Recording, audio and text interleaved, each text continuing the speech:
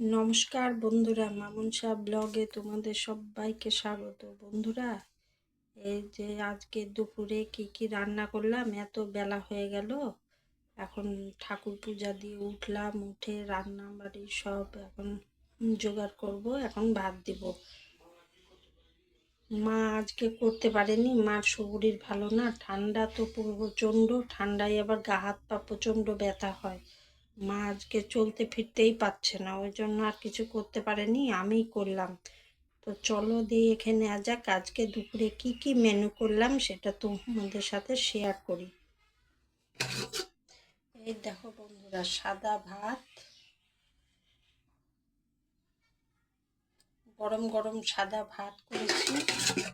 তারপরে এটা হলো মূলো বেগুন দিয়ে মূলোর ছেঁচকি করেছি, মূলোর ছেঁচকি। আর এটা হলো ধনেপাতা বাটা, কাঁচা সর্ষের তেল দিয়ে ধনেপাতা বাটা। আর এই যে তার সাথে আছে বেগুন ভাজা।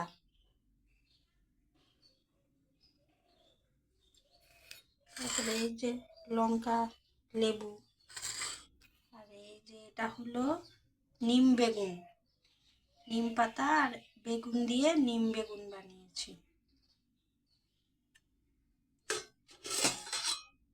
আর এইটা হলো কাতলা মাছের ঝোল, আলু আর শিম দিয়ে কাতলা মাছের ঝোল। আজকের মেনু এই পর্যন্তই, আর কিছু রান্না হয়নি আজকে,